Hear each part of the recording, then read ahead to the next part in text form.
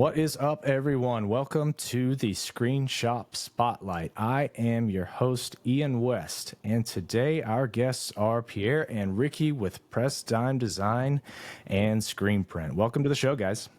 Thanks for having us. Thank Absolutely. So you guys take just a quick minute, kind of tell us about yourselves, maybe a little bit of your history and just personal history in screen printing and kind of how you got started. Sure. Maybe I'll start because that kind of leads into where Pierre does it. The shop started in 2009, classic story, band. We should make our own shirts, do it, start to grow, start to print for more bands. Here we are. After 15 years, I feel like things are starting to really fall into, even though we've been working in the music industry for all of this time, I feel that now we've really, really settled into it and kind of concreted our foot into that scene in Canada. We dip into the US a little bit with it as well, but I feel like we've really hit our stride with working on tours, making sure that everything goes the way it's supposed to logistically for a band so that they can be profitable, so that their fans are happy, all of those things. But I mean, really at the core of the company, we're just trying to make people happy, make sure that they can do their jobs and be stress-free. And that's really, I think, where our head and focus is at these days.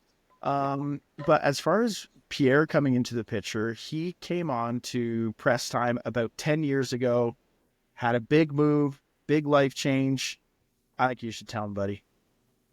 Yeah, I mean, I basically moved to Canada in, I think it was 2013, and did a bunch of random jobs by trade. I'm a sound guy, so I did the sound guy thing, but I kind of wanted out. And it happened to be that my cousin owned a studio that Rick and his bands at the time they did a bunch of recordings, and I was running the studio a little time after those recordings. So they were kind of still, like, him and his buddies were still around. So Yeah. Eventually they needed someone to wash screens, and I was the guy. So, and then I think that at that point too, there was a struggle in production because we only had our now floor manager there, Bob, who was printing manual and running the auto at the same time. So that can get very hairy. Classic. So, and like without the knowledge that we have now of autos, it was more of a struggle. So, Right. Yeah, at some point, Rick's like, "You want to hop on the auto?" I was like, "Sure." I know nothing. He's like, "We kind of don't know much either." So we just started, man. It was a struggle for sure. And we tried to do a lot of difficult things, like revolving multiple times, doing hoodies, like just taking the press to like a lot of limits, which gained, like, we definitely gained a lot of knowledge with that. And then the first crew was basically Ricky, Anthony Ventresca, who has developed another company, which is all design, branding, and stuff like that. And he's very into printing as well. And he was basically the manager. We were the crew. Like, we had to have that meeting and be like, "Okay, who's production here? Who's the manager?" And it's like, we had to go through that whole discussion. And eventually we just kept on growing, kept on working, production, managing, and all that stuff. So we got deep into printing for a while there, which I think that a lot of shops are very focused on the printing rather than the business. And eventually when the move happened, Bob and I fell into the managerial positions we're in now, which gave us a different insight for sure. Yeah. So one thing that kind of, so we'll kind of do a little bit of a full circle thing, and we'll get back to this a little bit later. But Pierre, you and I spent some time up at Avid Apparel for the RB Digital Advanced Screen class, and we kind of went over some print methods. You and I talked for a little while. You ran the press on that. I don't know, was it like 13 color job or something like that with discharge underbase. It was a very advanced advanced method. But I kind of want to ask. So Ricky, you talked about it a little bit. You guys started kind of doing the band merch. And that's right. That kind of the tried and true, like screen printers stories, you know, we did our own Big merch time. and then we started doing other people's merch and all that. But I've noticed that you guys do a lot of, like a lot of shirts of bands that I'm familiar with, so that I grew up with, like a lot of Protest the Hero. I know they're from Canada. You Cool. guys do a lot of that stuff, but I see those on tour. Now, are you guys doing most of the tour merch? Do you do the stuff that kind of goes on their online shops? Is it a little bit of both? And for the tour merch, what's that process like? Is it kind of like you got a hard and fast deadline? You've got to get it done really quick and get it to them so they can take it with them, you know, when they're traveling to each show? What's that process? What's that process like? Yeah, it's different every single time.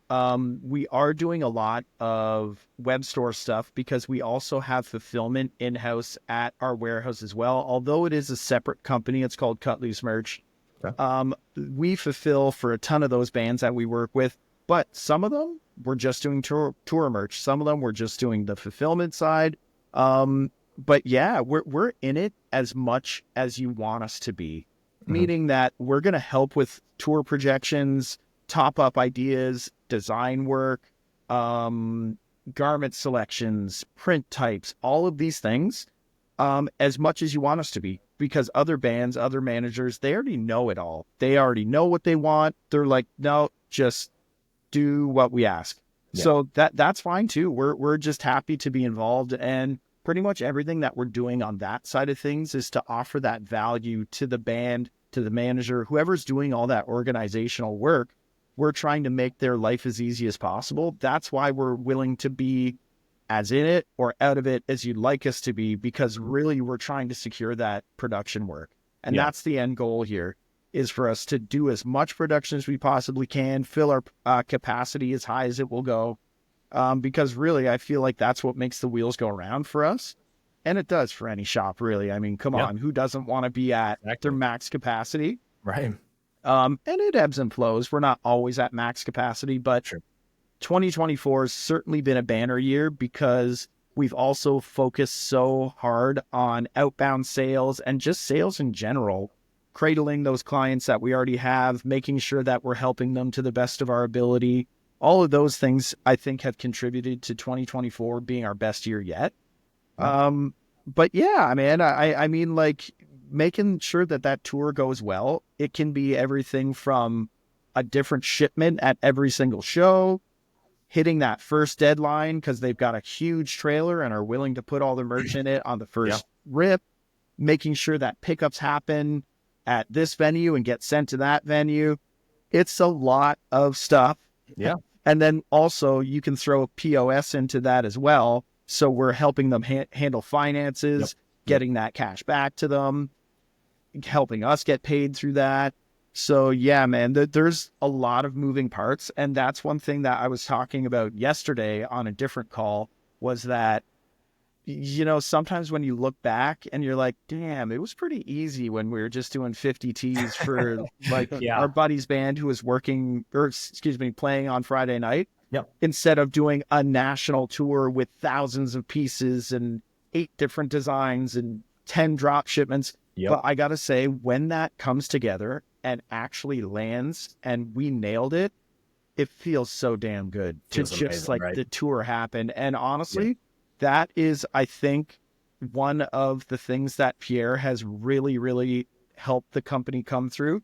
He's always had really, really, and not to blow smoke up your ass right when you're sitting right in front of me, but his perseverance and will is the thing that, like, it's so your superpower, dude. Like, you're willing to just take a beating, take the torture, whatever it is, always, you know, with a calm smile on your face to get through it all. And because of that, I think that that's what helped us get over that first big thing that he mentioned earlier, that production hump, where we were going through R&D, testing everything, failing, having wins, doing it all, but getting over that production hump to the point where now we feel very, very comfortable with production, getting jobs up super fast, they looking great, all the things that should be there. Because in our opinion, I know Pierre agrees, I don't think that quality should be a discussion, at least print quality, because quality is a very vast term, in my opinion, especially when Sure. you're working in the tour world. Quality could just mean on time to certain people. Sure. So I think from the print quality production side, when we nailed that, that's when Pierre really stepped in to be the main man of the shop, to make sure all of these other things are happening. He's not sitting making sure prints are perfectly in reg. He's making sure that we're actually going to be able to deliver on what we say we're going to do accurately and on time. So that's where he's coming into play, where I've stepped way more into a sales role. And sometimes I feel a little guilty, but being like, hey, Pierre, here's a big, huge mess. Check this out, would you? But that's where his perseverance comes through. And also through all of that R&D work, that's kind of how we stumbled onto Monarch as well. Okay. Because we, I think we do something that's a little bit crazy, and I think it makes a lot of shops be like usually they're stunned when they find out that we use essentially 2 mesh counts. We do use 110s and 305s as well when they come into play, or we've got the odd, what is it, Pierre, 80 mesh or some crap like that for a glitter high print, density or high density or glitter. Yeah. But for the most part, because we're doing a lot of what we call Eversoft, which is a discharge underbase with plastisol on top, we can get into why we do that as well if you'd like. Sure. But we were finding that Monarch just had that super, super opaqueness that we needed, even when we thin it up, because that's kind of one of the keys to making sure that an Eversoft print is going to go well, is if that ink is at full, what's viscosity, it might not adhere as well as you'd like. So you need to be able to thin that down, but also need to keep that color punch. Correct. I think I think you said it perfectly. Is what you said? You said something along the likes of water is poison to plastisol. Yeah. I think you used that term. Yep. And I think that going through all our R&D, which was very strenuous. I mean, it costs a lot of money, because we're basically, here's a box of shirts and go to town, just make sure you're documenting everything. Those are the things that we struggled with at the beginning, because sure, you can print the shirt, but the curing process is so specific, and the on press, prep work, your flashing, your heat, all that is, integral to, making your print lose all that moisture. Yeah. Because whatever you put on top of it, it is just closing all that moisture in. And that in itself is very difficult to hand over to a shop and be like, hey, go and do this print. They can do it, but the problem is what happens when the client washes it, right? Yeah. So I personally believe that do your test, document, and then wash it. Do not just look at it and be like, oh, this is great. It's like, it's great now, but is it going to be great in, a year? Like, no one necessarily can say, oh, what is the longevity of a shirt, until it happens. And I mean, we're lucky enough to go to some of these shows of the bands that we like, that we get to print for. Yep. And we get to see these. So, usually we'll go with some of our printers and we'll tell them, hey, point out how many shirts we printed. I mean, it's like kind of a game we have. Right. And, sometimes we'll see some of these shirts and we'll be like, that held up, and we were correct with, our documentation and the information that we have from mapping our dryer. And that also goes to say that the documentation that you're doing, it doesn't stop. Like, it might stop for a short amount of time, but things change. Obviously, you have the change of weather, come spring, come like September, you're dealing with differences in moisture in the air and whatnot. And that is also different depending on where you are. So changing products, changing even like the garments that we use, all these things come to play when it comes to the success of the print itself. Yeah. And they all hold water because of our location. It's so humid where we are. Yeah.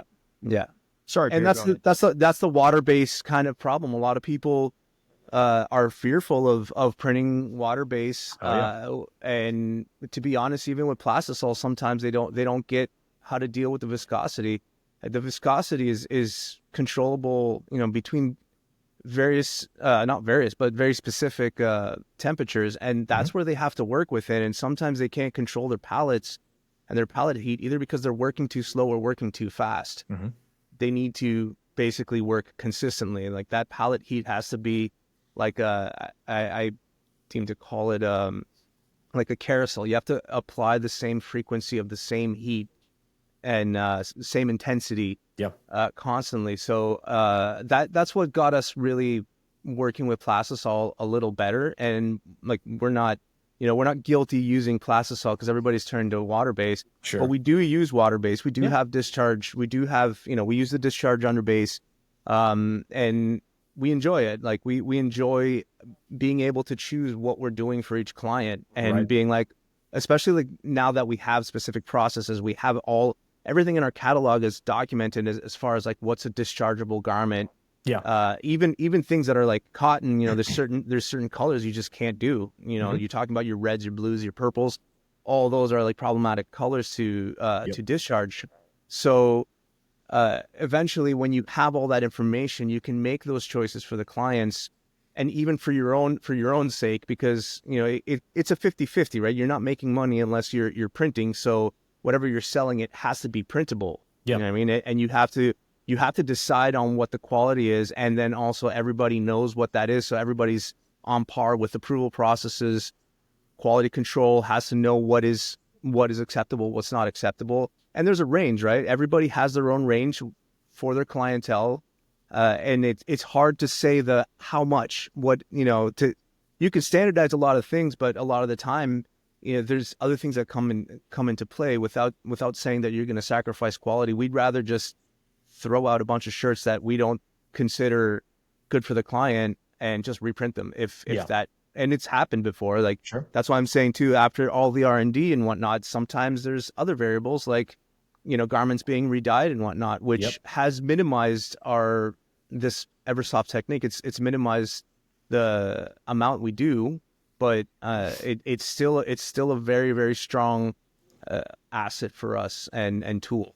Yeah. And so the one big thing I think for what you guys did, and Pierre, you and I talked about it a little bit up there at that class, making time for R&D, right? I talked to a lot of shops and they're like, how do we make our Plastisol print softer? And, I start talking to them about discharge under base, Plastisol on top, high mesh counts, being able to reduce your own inks to get them to the point where, it's adheres to the fabric. You don't lose your opacity, but you still have good transfer. You still have your dot gain, like all the stuff that goes into complex printing. And they're like, well, can you just write it down and show me how to do it or make a video on it or whatever? Of course, yeah, you can. But as you guys know, I'm sure everybody's shop is different. Everywhere that everybody's set up, whether it's weather, whether it's location, whatever it might be, how their shop is set up, everything's different. So I always tell them, look, you've got to do the research and development on site. You've got to fail and get it right and dial it in for what works for you, because I can't just make you a video or write up a Word document.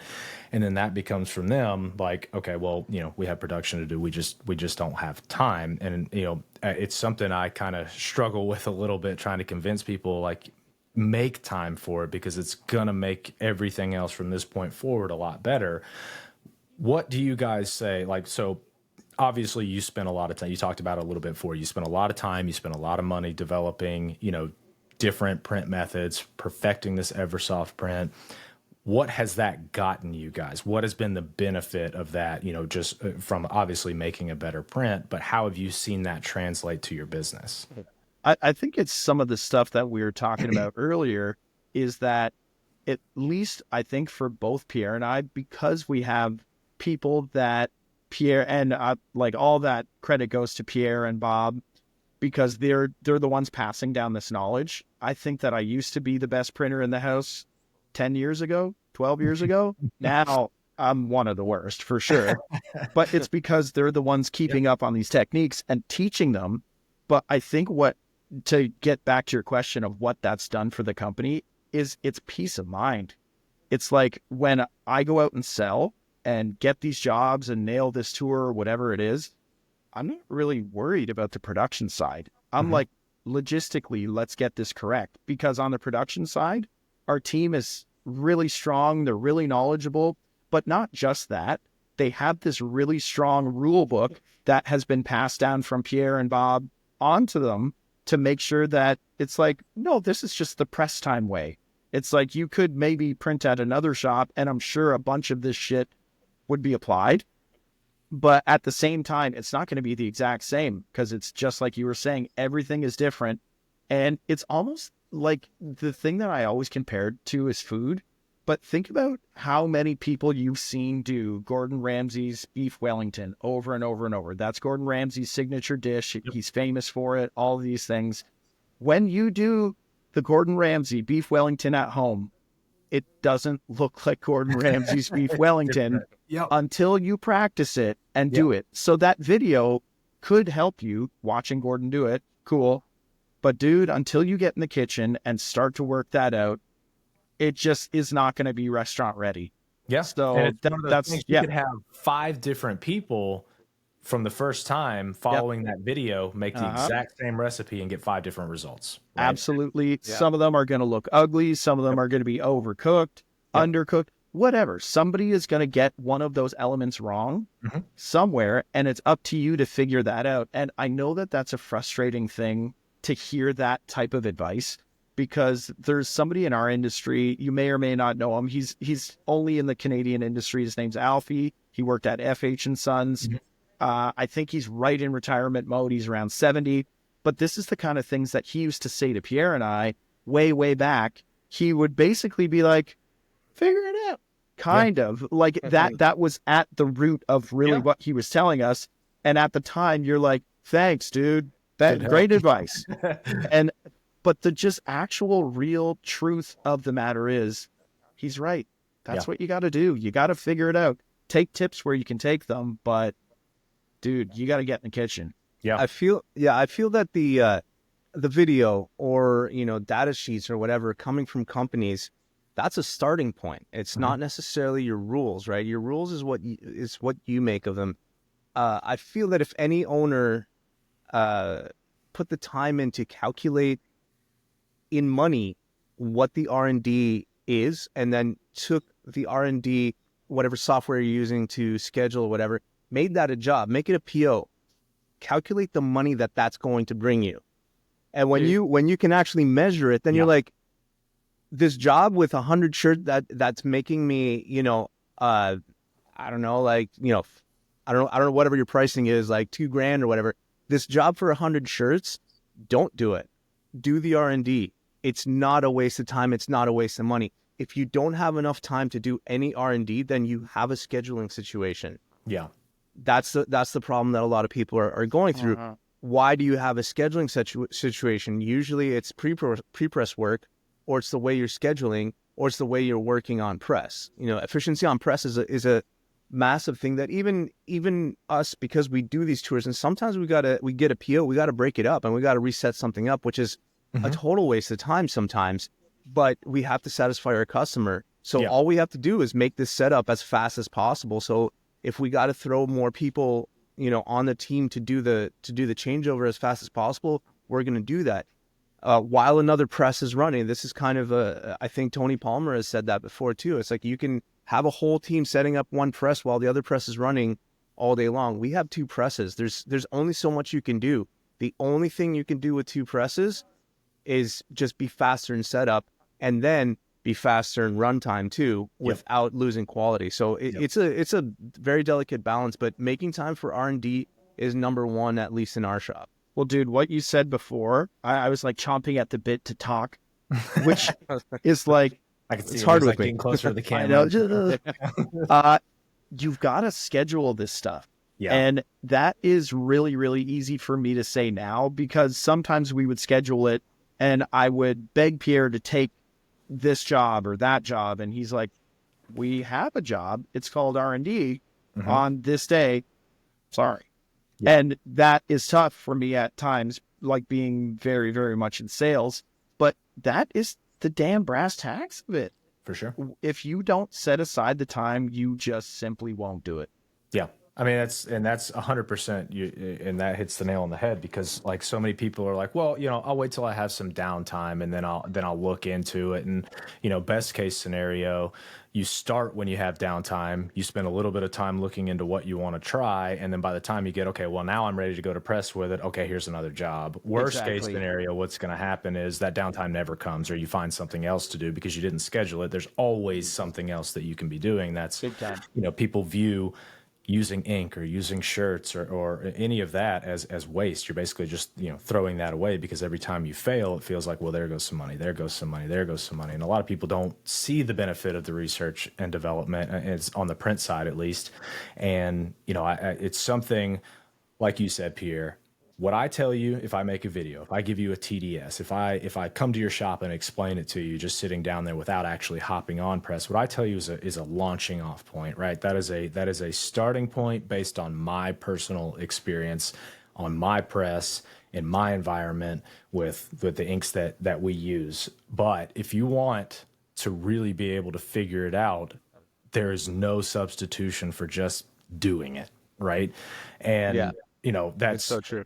it's one thing that you guys, talking to you, Pierre, during that class and going around, like you were even explaining stuff to me that I was not. I'm not a printer, right? I can print now. We manufacture inks. I'm not a production printer. I don't know the high volume stuff. And I go into the shops and I see they're super efficient shops, and everybody has a task. Everybody knows what they're doing. If this press is changing over to a new job, they've got people on press doing it while this press is running, and then vice versa. They switch it back and forth. They've got, like you said, scheduling is critical for shops, but you go into a lot of them and they've got people kind of just standing around, more reacting than being proactive.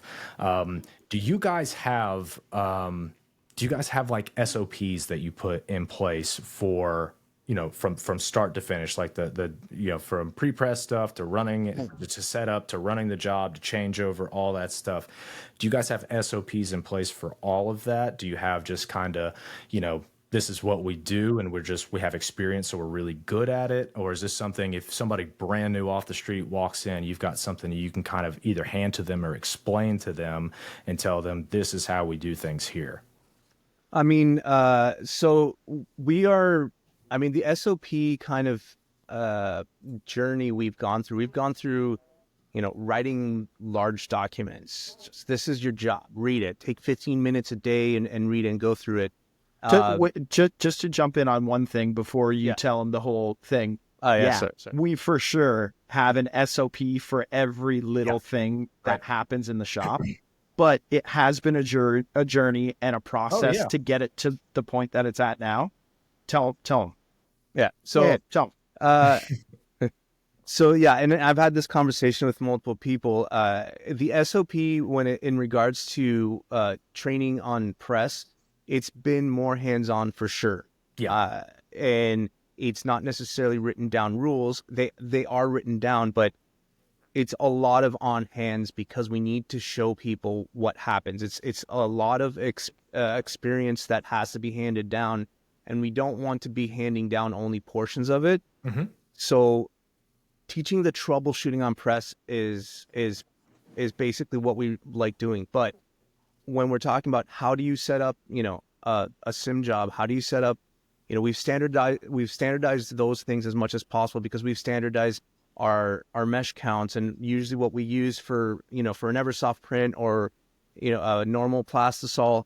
And then because we try to implement lean principles a lot of the time, so a lot of our processes are based on lean principles and eliminating waste. When we talk about setting up a press, this is all based on experience, but we have that kind of method of talking to each other. So yes, it's standardizing, but we listen to our printers because now they are gaining other experiences that we haven't gained. Yeah. So we have to have that feedback and openness. So when we do create an SOP, for instance, maybe it's an idea that might start from the office or me or Bob or even a printer, but that SOP goes back to people so they can check it and make sure that what we're saying is correct. It's kind of like the like a data sheet. It's like, here's the data from our experience. What do you see that you can add? And then we build the SOP. So Usually I think, evolves.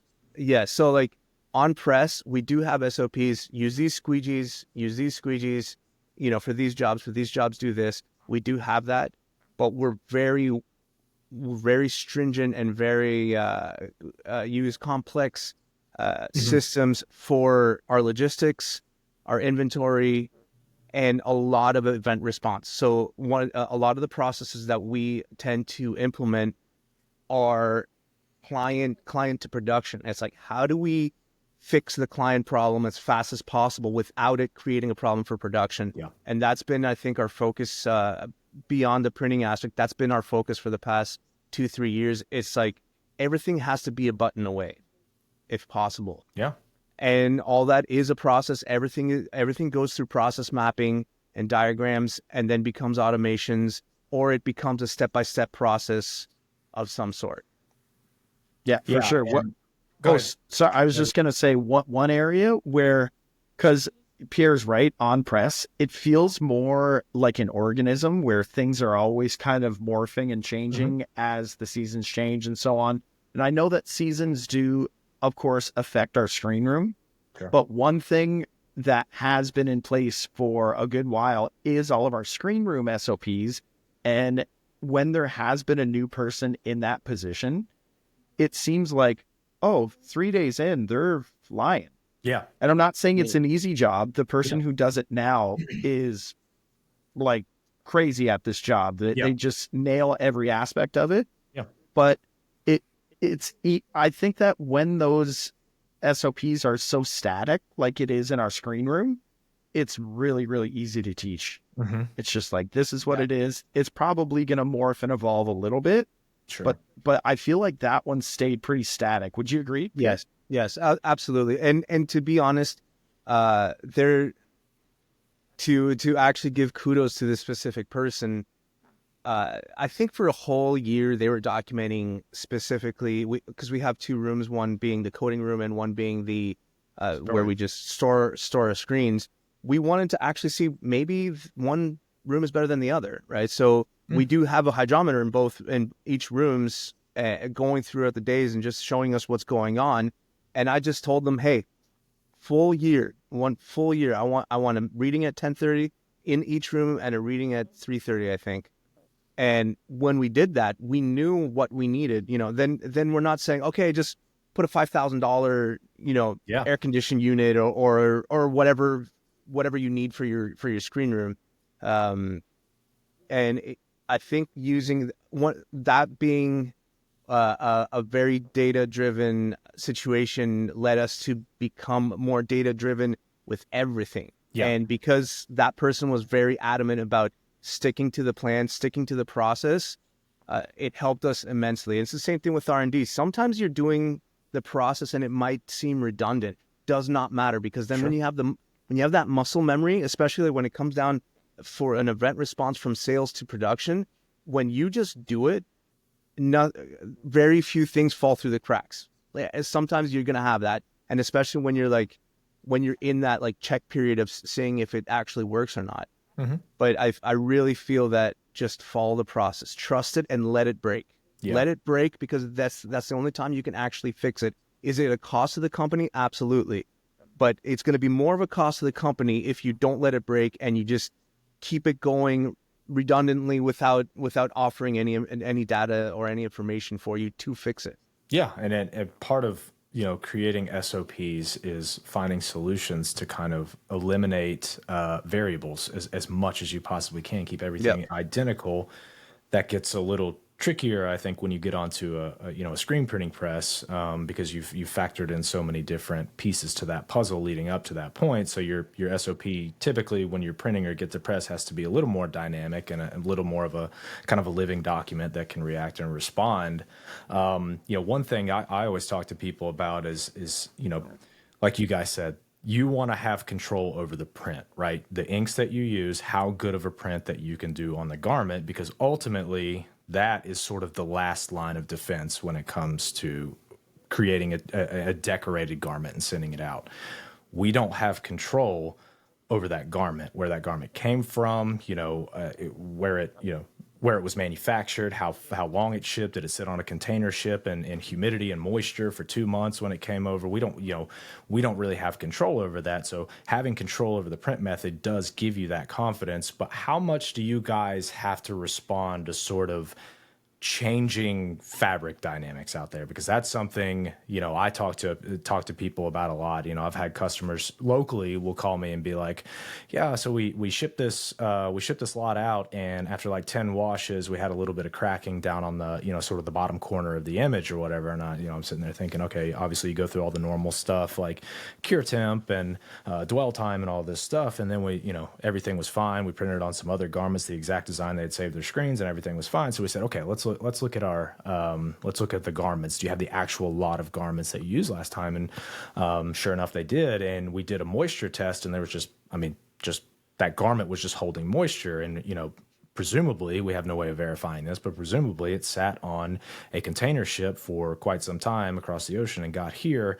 So do you guys, and this was a new fabric that they had used, they had never done this particular one. Do you guys like try to keep yourself to like a little subset of fabrics that you use? I know you talked about, you have some customers that come to you, know exactly what they want. They say, I want this, this, this, and this, do it and get it to me by XYZ date. But do you guys try to kind of keep a wrangle on what garments you use and not just manufacturer, but also model?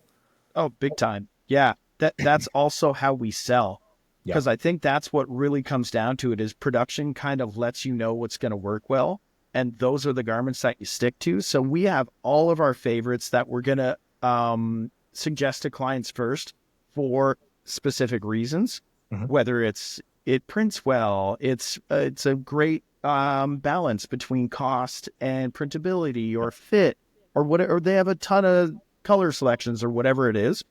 But yeah, I think that's one of the things that is very useful when you're working in the same niche, is that most of them are kind of following the trends together. And I feel our niche, you kind of touched on it earlier, is even niche down even further. We don't just work in the music industry. We work in the punk, metal, and hardcore music industry. Not saying that we don't print for country artists and everybody else as well, but I would say majority of our music clients kind of fall into that underground, independent side of things. So usually they're all kind of on board with similar stuff. Once in a while, one of them wants to poke out and do something else, but that's really helped us kind of stay in that predictability when it comes to print quality and things like this, because we really are selling a lot of the same stuff. Yeah, and that's so it's one thing that we deal with here, and I'm without naming any names or anything for different brands, we find a lot of ones that we like in terms of printability, and a lot of ones that we don't like, but we. Just like you guys, R&D is massive for us. That's what we have to do on a daily basis. Sure. Like every day is basically some form of R&D, and we've got to stress test ourselves against all of these different fabrics, because someone out there is using this particular fabric and this color, and doesn't matter what it is. I mean, I've had people call me with some of the craziest stuff and trying to print, plastisol white on top of dye sublimated camo, and you're just like, I'm sorry, man, it's just really not going to happen for you. You got to try something else. But it's easy to sort of see how a screen shop can kind of lose control of the process when they implement these unknown variables into them along the way, and they don't even think twice about it. They're like, a shirt is a shirt. I did my pre-press right. I did everything leading up to this point. I said my setup is great. My process is tried and true. And then you go throw this new variable in it, and they're like, a shirt is a shirt. A hoodie's a hoodie, or this. That is one of the things that I try to convince people, that every step of the process has to be dialed in. Every step of the process has to be understood. And like Pierre, you talked about it earlier, the number, when I talk to people about doing possibly discharge underbase with plastisol on top, the number of people that, don't know two things. One, that you can only really discharge 100% cotton. And number two, that even some 100% cotton, when you talk about redyes, can't be discharged. So they call me and they're like, I tried to discharge this garment and it's not discharging. There's something wrong with your discharge. I'm like, well, let me have the model and let me have the manufacturer. Okay, yeah, it's a redye. So that, it's not really gonna work. So a last question on R&D. I don't want to pump you guys too hard on this, but I think this is really good information that a lot of people need to know, because this makes everyone's job. It makes my job so much easier. So I don't get so many phone calls about people trying new stuff and be like, it doesn't work, I can't do it. But, you know, do you guys take it as micro as, okay, simulated process, Eversoft, Plastisol on discharge, best with this garment set? Like these three, I like these three really well, but maybe for just a straight Plastisol print, I like this side of the coin a little better. Oh, yeah, absolutely. Think about back before we launched our new site, maybe a year and a half ago, something like that. So it has a very focused catalog on it, meaning all of those garments that are our favorites, all of them that we think and know are going to be good for Eversoft. And once we actually decided on what that catalog would be, we bought one of every single garment in every single color and ran the same print. It was hundreds and hundreds of garments. Obviously, all quote unquote wasted, but in our opinion, it's not wasted. That was the R&D, because when we go and sell it, the salespeople know that they can actually confidently sell it and make sure it's going to go right. So, yeah, totally. We did a ton of those tests. And yeah, once in a while, we are throwing a curveball at production where it's a new brand or new style or whatever it is, and we're hoping for the best. But for the most part, yeah, we really dug into all that stuff. I think part of the process too, like the more stringent you are with SOPs and whatnot, I feel that also saying something out of the norm is it becomes a more clear alarm. Mm-hmm. So when you just go through your process every day, it's like a mechanical, no matter what job you're doing in the shop, all of a sudden, when you do see something that's very different, it's like, oh, I gotta. So this is kind of like the event response thing that I'm saying, where it's like, if there is a different garment, I'm notified right away. Okay. I know it 100%, and so do the printers. Like obviously, printers are like, oh, it's this brand, awesome. I know I'm gonna have a good day, and then other days like, damn it. But then they know how to combat it. You know what I mean? If you have some kind of garment that you know is problematic, at least have the solution for it. Yeah. You know what I mean? And it's easy to have the solution if you have done that R&D and spent the time and basically try to make it, not good. Try to make it fail. Make it fail, because then you know what not to do. So you can start eliminating variables that way. And same thing with any type of printing, I believe. Yeah. And 100%, like, if there's a garment out there, there's a solution for it, right? We can pretty much decorate just about any garment out there. But I think a lot of people kind of get caught up in that sort of middle approach where they want a one size fits all, right? I want to do this print method across all these different ones. And there are ways that you can do that. But as you guys know, it's not going to get you the best result. It's not going to get you the best print. It's not going to give you the best consistency, of output as well as, what you're doing on press. It might slow you down in production. It might cause, some issues. You got to stop and reset. So, having that level of micro detail is something I think that everybody should sort of strive for and sort of go after. And, you guys talked about it a little bit earlier. Part of the reason you got started with Monarch was sort of that research and development, trying to fit that sort of into what you wanted to do. How did that process really go for you guys? Like what sort of got you started with our inks? I think there was a little bit of, and I don't mean it in any type of negative way, there's a little bit of industry hype about Monarch for sure. It was kind of like the new hot ink that's out there. Everybody's kind of going crazy for it. So we didn't jump in head first. We did some tests. I remember talking to you, talking to Aaron, talking to different people at different ISSs, looking at just the quality of it. And then we started doing our own testing. And that's when the light bulb really went off, where we're like, damn, this kind of is what they're saying that it is. And again, not to blow smoke up your ass, but it really is. I'm not saying that there's no other ink out there that could possibly match it. I don't know. Maybe there is, maybe there isn't. But once we came across it, we're like, wow, this really fits our needs. Cool. Let's make the change. And making the change isn't and wasn't cheap. Yeah. because you've got to kind of like draw a hard line of now we're using this. Sorry, we don't use all this stuff that's already on our shelves anymore. Yeah.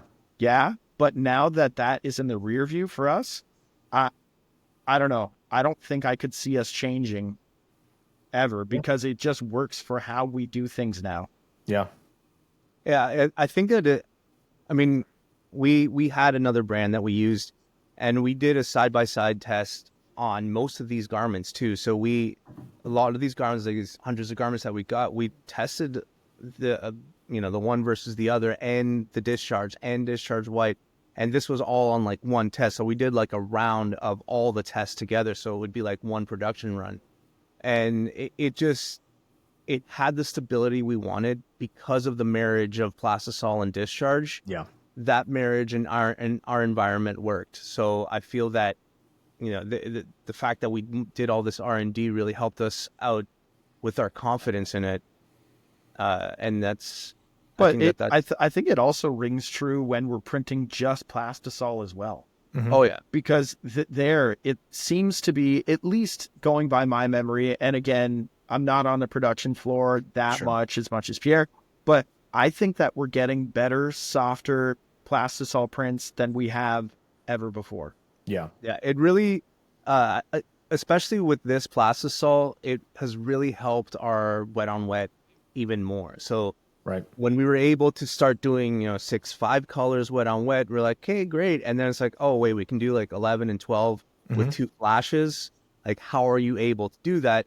And for us, I believe that if I had to put like a bullet point list of what we like about the product itself, I would definitely say it's lack of tackiness. It's just that the way it works with hot platins, it just allows you to do so much more technical stuff. You don't need to throw, like, you can high mesh and not throw a bunch of ink. Technically, with any printing, you don't need to be, double hitting, colors on top of an underbase. Right. You hit it twice, that's fine. It brings down the fibers. I'm not, we can't go down the conversation of like 1 stroke versus 2 strokes, but at least for the top colors, it allows us to put less ink down and up our mesh count and have a softer print. Like I remember when Prince, he came over one day and asked us if one of the prints was an Eversoft print. And I was like, no, that's just a plastic. He's like, well, how's it that thin? I'm like, just use the right mesh counts, use the right squeegees, right angles, right speeds, right? Like, just follow the process. And and the thing is that anytime I do talk to other printers, I'm like, just do this. And they're like, I can't do it. I'm like, are you doing what I told you? It's like, well, I did do that, but I changed, I used thin thread or whatever. And it's like, I know, but just do what I'm telling you. And then also do what I tell you, and look at how that how that changes in your environment, especially with water-based. But if you're talking plastisol, it's like, okay, you started at this heat, but did you look around your environment? I think Jesse Martinez was it Martinez? Yeah.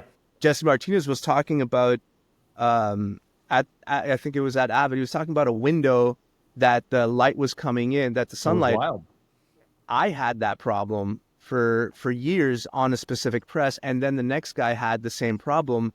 And I'm like, dude, I know it's the sun, it's drying out your discharge. It was usually when we had discharge white because we put it on a specific head. Yep. And those are the things you got to look for. Like, we have a specific door that I know when that door is open, they're going to have problems. And now the printers, themselves are that adamant about, no, that door has to be closed no matter what. So if there's any yelling, it's when that door is open. Yeah. Yeah, I mean, it's like you said, it's eliminating the number of variables, and I remember that point with Jesse, and he was like, as the technical guy trying to show people, hey, water base is not scary. He was like, everybody come over here and look at this, look and see what's happening here, and one side was left, it was like the screen was split right down the middle. Half of it was getting sunlight and half of it wasn't. You could see it dried on one side and not on the other. And he's like, well, this is, and you could see some people like, oh man, do I have windows in my shop? For sure. Because everybody panics a little bit about water based. And that's why, that's why we try to get people kind of into the discharge under base with plastisol on top. We don't manufacture a discharge right now, but we try to get people into that and kind of show them, hey, that's a good way to start with water-based. Water-based isn't scary. You've just got to do stuff a little bit differently and take a little bit extra care. But again, it's more of that, more of that making time for research and development, more of that, you know, scheduling out and knowing exactly when you're going to do it and being able to do it. So, Absolutely. yeah, that's what we try every day, try to challenge people and try to get people to do that kind of stuff. And thank you guys so much, because this is you guys are the people I want people to see and see how valuable it is, and see other printers, you know, being able to say, okay, they took the time, they have the value in it. And you guys have a dynamic shop, right? You have a very responsive shop doing jobs different ways and doing different things for different customers. So you're not out there just banging out the same job over and over and over again. And I think that's what every printer probably ultimately strives to do, right? You know, that's what makes it interesting and kind of fun, is doing something a little bit, you know, a little bit different, other than just putting a, you know, 2-color plastisol 110 mesh print on a t-shirt and shipping it out, right? You know, it's all the cool stuff that you can kind of do with screen printing, especially as trends change and things come back around that we were doing before that kind of went by the wayside. So yeah, thank you guys so much for being on this one. We would absolutely love to have you back again sometime to maybe dive into some more in-depth stuff, get a little nerdy on it. But thank you guys for being on the show, and we will see you next time. Dude, thanks, buddy. Really appreciate it. Thanks a lot, man. See you guys. See you.